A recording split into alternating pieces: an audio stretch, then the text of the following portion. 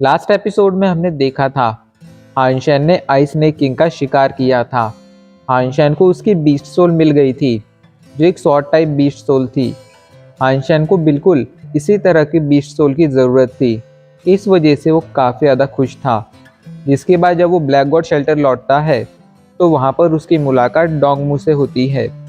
डोंगमू हानशेन की मदद चाहता था क्योंकि उसे एक मार्शल आर्ट टेक्निक की प्रैक्टिस करनी थी। हानशेन को भी इसमें कोई प्रॉब्लम नहीं दिखती है और वो डोंगमू की मदद करने के लिए मान जाता है। अब आगे हानशेन और डोंगमू दोनों ही बैटलफील्ड पर आ जाते हैं एंड मार्शल आर्ट टेक्निक की प्रैक्टिस शुरू कर देते हैं। डोंगमू के हाथ में एक ब्लेड था जिससे वो लगातार हानशेन पर हमला किए जा रहा था। हानशेन उस हमले को डॉज करने की एंड ब्लॉक करने की कोशिश कर रहा था। हानशेन ने वाइन ब्लेड सीख रखी थी, इस वजह से वो देख पा रहा था कि ये मार्शल आर्ट टेक्निक लगभग वाइन ब्लेड जैसी ही है पर उससे ज़्यादा पावरफुल है। हानशेन भी इसे काफ़ी अच्छी तरह से नोटिस कर रहा था क्योंकि उसे भी इस मार्शल आर्ट टेक्निक में इंटरेस्ट था। डोंगमू को लग रहा था कि अगर वो एक बार इस मार्शल आर्ट टेक्निक को सीख लेता तो फ्यूचर में कॉइन को हरा देता, लेकिन वो ये नहीं जानता था कि वो कॉइन के साथ ही इस मार्शल आर्ट टेक्निक की प्रैक्टिस कर रहा है। बेचारा अपने ही हाथों से अपना लॉस कराए जा रहा था। खैर, हानशेन उसकी प्रैक्टिस में उसका पूरा साथ देता है। फाइट के दौरान उसने डोंगमू से कुछ टैक्टिक्स सीख ली थी, इस वजह से वो काफ़ी ज़्यादा खुश था।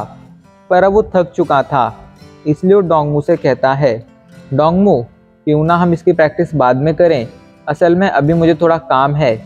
तो डोंगमू पूछता है, आखिर तुम्हें क्या काम है? इस पर हानशेन बताता है, एक्चुअली मुझे कुछ बीस्ट सोल खरीदनी है। उन्हीं बीस्ट सोल की तलाश में मैं डेमन शेल्टर जाने वाला हूँ। ये सुनकर डोंगमू सोचते हुए कहता है, हाँ तुम्हें वहाँ पर कई तरह की बीस्ट सोल मिल सकती हैं, लेकिन उनकी कीमत बहुत ज़्यादा होगी। आखिर डेमन शेल्टर को जिंग्यू ग्रुप जो ऑपरेट करता है। तो इस पर हानशेन उससे इस बारे में और पूछता है तो डोंगमू उसे बताता है, डेमन शेल्टर पर जिंग्यू ग्रुप का राज है। डेमन शेल्टर का ओनर शेंटियान है एंड उसे काफ़ी अच्छी तरह ऑपरेट कर रहा है। इतने दिनों बाद शेंटियान का नाम सुनकर हानशेन अपने ख्यालों में गुम हो गया था। वो सोच में पड़ गया था कि अब उसे क्या करना चाहिए, पर फिर वो डिसाइड करता है कि वो डेमन शेल्टर जाएगा एंड बिना वजह की किसी मुसीबत में नहीं पड़ेगा। लेकिन अगर कोई उसे परेशान करेगा तो फिर हानशेन उसे ज़िंदा नहीं छोड़ेगा। इसी ख्याल के साथ वो अपने प्लान को पक्का कर लेता है। वो अगले दिन डेमन शेल्टर के लिए निकलने वाला था। हानशेन वहाँ से अपने कमरे में आ जाता है, जिसके बाद वो निंग्यू के माइंड को ऑब्जर्व करने लगता है। हानशेन ने निंग्यू की बॉडी के अंदर अपनी पैरासाइट बीस्ट सोल छोड़ दी थी, जिस वजह से हानशेन को निंग्यू की हर मूवमेंट का पता चलते रहता था।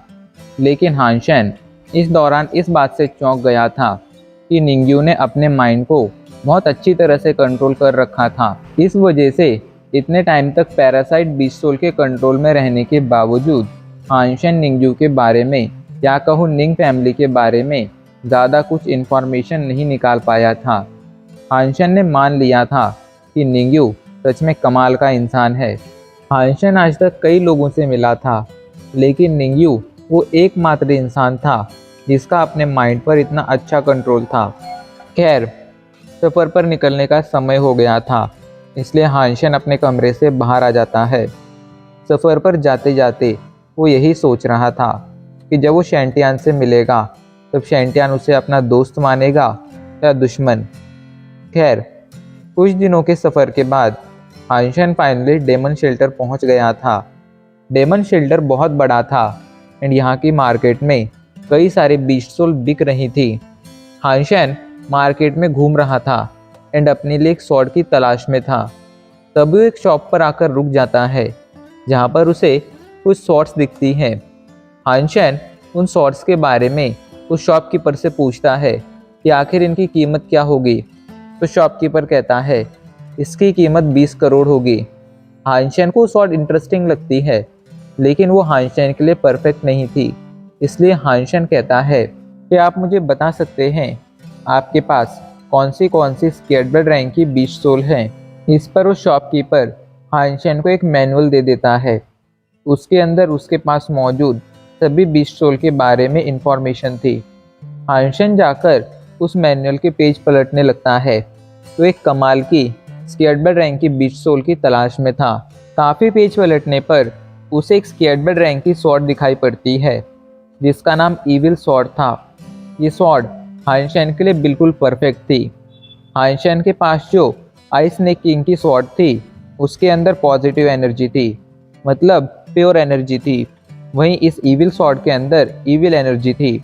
ऐसे में हाइंशन अगर इसे खरीद लेता एंड इन दोनों स्वॉर्ड के साथ अपनी डबल स्वॉर्ड टेक्निक की प्रैक्टिस करता तो ये दोनों स्वॉर्ड उसकी डबल स्वॉर्ड टेक्निक को परफेक्टली बैलेंस कर लेती एंड ये काफ़ी कमाल की बात थी। इस वजह से हाइंशन इसे खरीदने का डिसीजन लेता है। हाइंशन शॉपकीपर के पास जाकर उससे पूछता है, मुझे स्वॉर्ड खरीदनी है, आखिर इसकी कीमत क्या होगी? तो शॉपकीपर तुरंत कह देता है, मैं तुम्हें स्वॉर्ड नहीं बेच सकता हूँ, ये स्वॉर्ड बेचने के लिए नहीं है। इस पर हाइंशन कहता है, देखिए आप जो भी कीमत बोलेंगे मैं देने के लिए तैयार हूँ, बस आप मुझे स्वॉर्ड बेच दीजिए। ये सुनकर शॉपकीपर सोचते हुए कहता है, अगर ऐसी बात है तो तुम्हें मुझे वायलेंट स्टेट में कन्वर्टेड एक स्केटबर्ड रैंक की बीच सोल देनी होगी। ये सुनकर हाइंशन थोड़ा परेशान हो गया था। आखिर कोई बेवकूफ़ी होता जो एक स्केटबर्ड रैंक की बीच सोल के बदले में दूसरी वायलेंट स्टेट में कन्वर्टेड स्केटबर्ड रैंक की बीच सोल देने के लिए तैयार हो जाता। तो शॉपकीपर भी जानता था कि ये ऑफ़र पूरी तरह से बेवकूफ़ी भरा था। असल में तो वो उस स्वॉर्ड को बेचना ही नहीं चाहता था। उसके लिए स्वॉर्ड काफ़ी ज़्यादा लकी थी, इसलिए उसने हाइंशन के सामने ये ऑफ़र रखा था।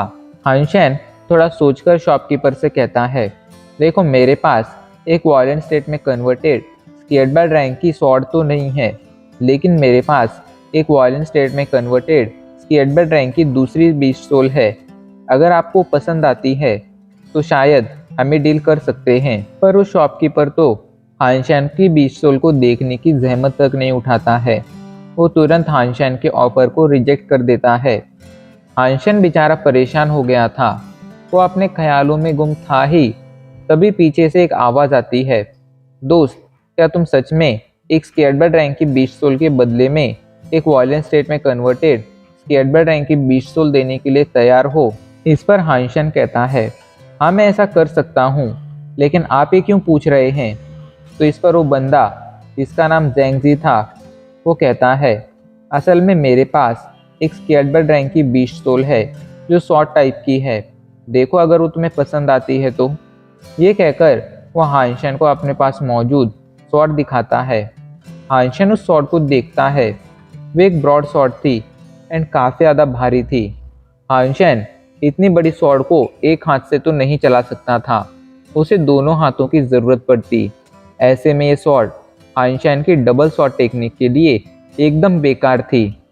वो बंदा कहता है, मैंने अपनी बीच सोल दिखा दी है, क्या तुम मुझे अपनी वायलेंट स्टेट में कन्वर्टेड बीच सोल दिखा सकते हो? हाइंशन को उस बंदे की स्वॉर्ड नहीं खरीदनी थी, लेकिन उसके रिक्वेस्ट करने पर हाइंशन मान जाता है एंड उसे अपने पास मौजूद वायलेंट स्टेट में कन्वर्टेड होस्ट एल की बीच सोल दिखाता है।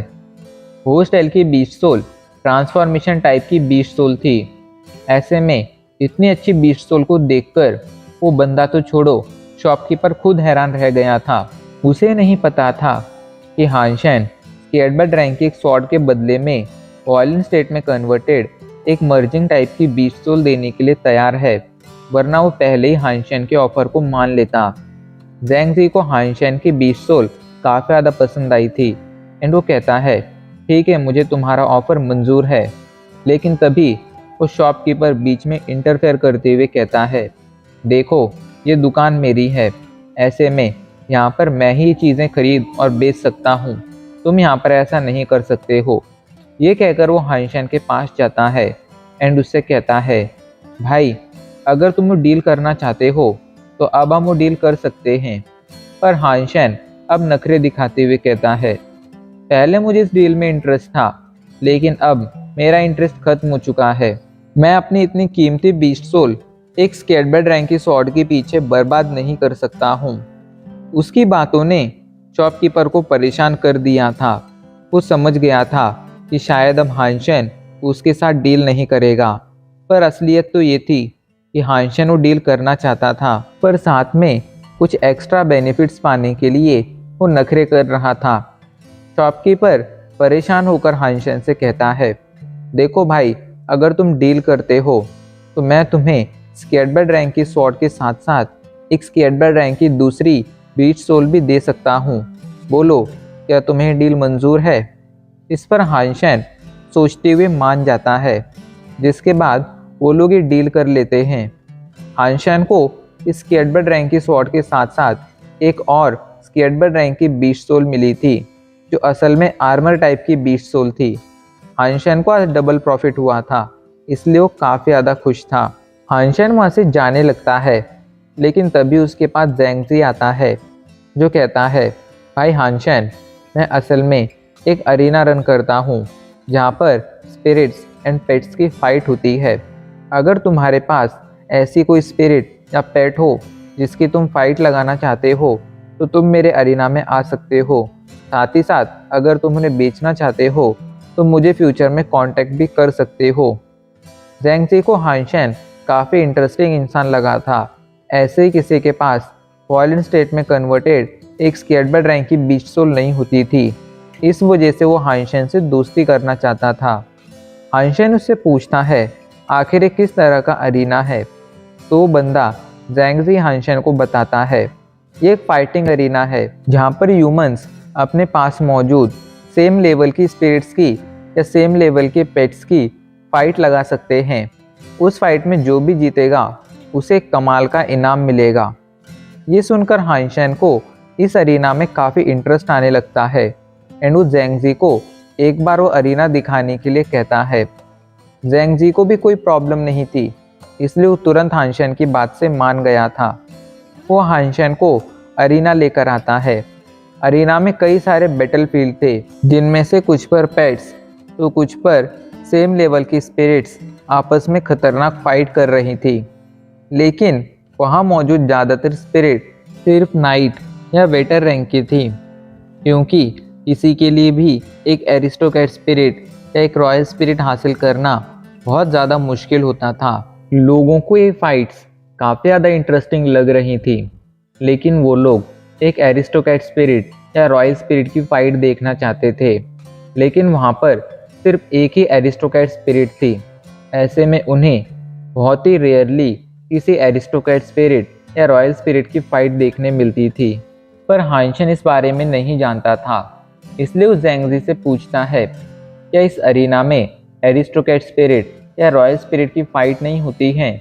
तो ज़ैंगज़ी उसे बताता है, पूरे शेल्टर में सिर्फ एक ही एरिस्टोक्रेट स्पिरिट है, वो काफ़ी ज़्यादा पावरफुल है एंड उसके लिए अपोनेंट ढूंढना लगभग इम्पॉसिबल है।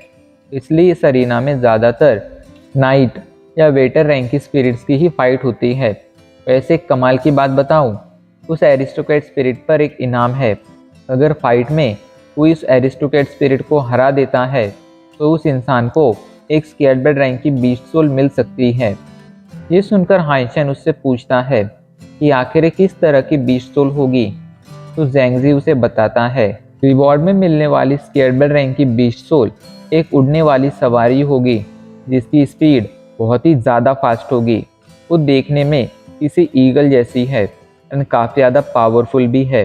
हानशेन को रिवॉर्ड में अब इंटरेस्ट आने लगा था, इसलिए वो कहता है, मैं उस एरिस्टोक्रेट स्पिरिट को चैलेंज करता हूँ।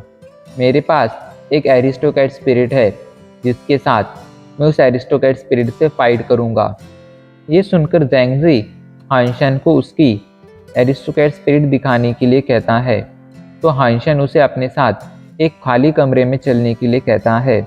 जब वो लोग खाली कमरे में आ जाते हैं तो हानशेन उसके सामने स्नो प्रिंसेस को बाहर बुलाता है, लेकिन अपने सामने एक एरिस्टोक्रेट फीमेल स्पिरिट को देखकर ज़ैंगज़ी शॉक के साथ कहता है, ये तो एक फीमेल स्पिरिट है।